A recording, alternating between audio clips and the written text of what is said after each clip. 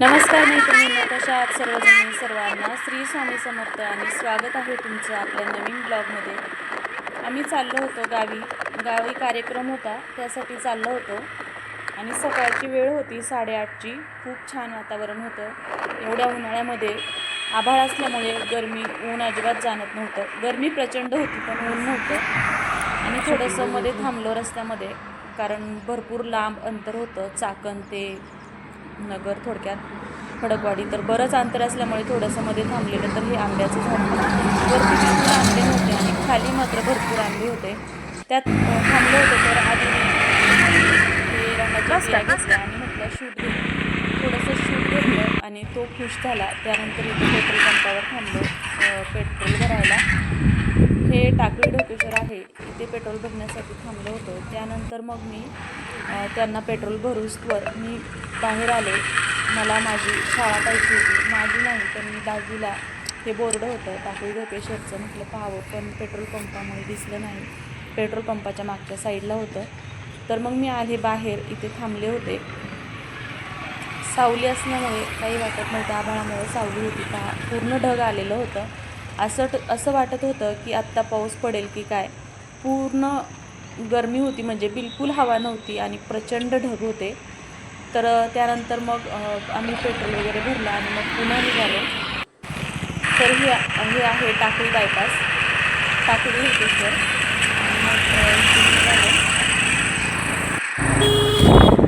मग पुढे जो रोड जातोय तो नगर, आणि हा जो कॉर्नर इथे जे वळवलो तो खडकवाडी, आणि इकडे वरती जो जातो तो पारनेर.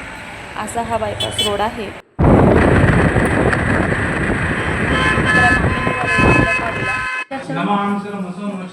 तर जिथे कार्यक्रम होता तिथे पोहोचलो. थोडंसं फ्रेश वगैरे झाली, साडी वगैरे नेसली, पोरही फ्रेश झाली आणि मग आलो होतो पूजेसाठी. थोडा वेळ बसलो इथे घरामध्ये आणि नंतर बाहेर येऊन बसलो, कारण प्रचंड गरमी होती. वास्तुशांती आणि सत्यनारायणांची पूजा होती. आम्ही इथे बसलेलो होतो. थोडंसं शूट घेतलं.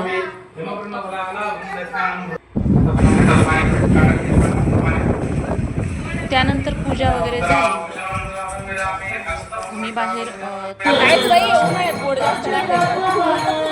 करत संध्याकाळी होतं, म्हणजे पाहुणे वगैरे आलेले होते पूजेसाठी, कारण संध्याकाळी जागरण गोंधळ होतं आणि सर्व पाहुणे किंवा गावातली जी काही मंडळी आहेत ती संध्याकाळी येणार होती. पण ही पाहुण्यांसाठी सत्यनारायणाची पूजा झाल्यानंतर जेवण ठेवलेलं होतं.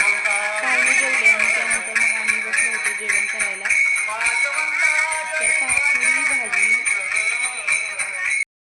पुरी भाजी, मसाले भात, पापड आणि गुलाबजाम असं जेवण होतं. तर भाऊ बोलत होते की माझं शूटिंग नका घेऊ. आणि हा आमचं छोटंसं बाळ, या ननंदबाई यांना बऱ्याच वर्षातनं हा मुलगा झालेला. आणि खरं तर पहिल्यांदा आम्ही यांना जवळून पाहिलं, तसं फोटोमध्ये व्हिडिओमध्ये पाहिलेलं.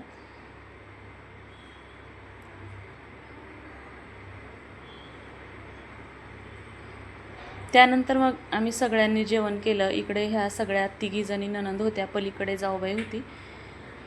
आम्ही सगळ्या पाहुण्यांनी जेवण केलं आणि त्यानंतर मग थोडा वेळ गावामध्ये आले. इथं हे वरती मळ्यामध्ये कार्यक्रम होता आणि मग मी गावामध्ये आले. इथं माझं माहेर आहे आणि हे मी संध्याकाळची वेळ होती, थोडंसं शूट केलं. हे माहेरचं आजूबाजूचं वातावरण. थोडंसं फ्रेश वगैरे झालो आणि निघालो पुन्हा वरती जागरण गोंधळाच्या कार्यक्रमाला जायला. तर आदित्यला इथं गाईला खायला घालायचं होतं. मग त्याने थोडंसं गवत घेतलं आणि गाईला गवत खाऊ घातलं आणि मग आलो वरती. नंतर शूट करायला वेळ नाही भेटला. मग दुसऱ्या दिवशी सकाळची वेळ होती. सकाळी 5:30चा टायमिंग असेल. पहा, सूर्योदय होत होता. शरणपुरी बाबांचं हे मंदिर आणि बाजूला जे दिसत आहे ते हनुमान मंदिर, आणि हा जो खाली मोकळा स्पेस दिसतो हा खडकवाडीचा बाजार तळ, आणि मध्ये जो आहे तो शिवाजी महाराजांची मूर्ती आत्ता बसवलेली आहे. आणि हे सुंदर असं सकाळचं फ्रेश वातावरण हे खरं तर गावाकडंच अनुभवायला भेटतं. आता पहा, इकडच्या बाजूला म्हणजे माझ्या माहेरच्या डाव्या बाजूला शरणपुरी बाबा आणि हे उजव्या बाजूला साईबाबांचं सुंदर मंदिर. तर कसा वाटला आजचा व्हिडिओ? आवडला असेल तर लाईक, शेअर आणि सबस्क्राईब नक्की करा.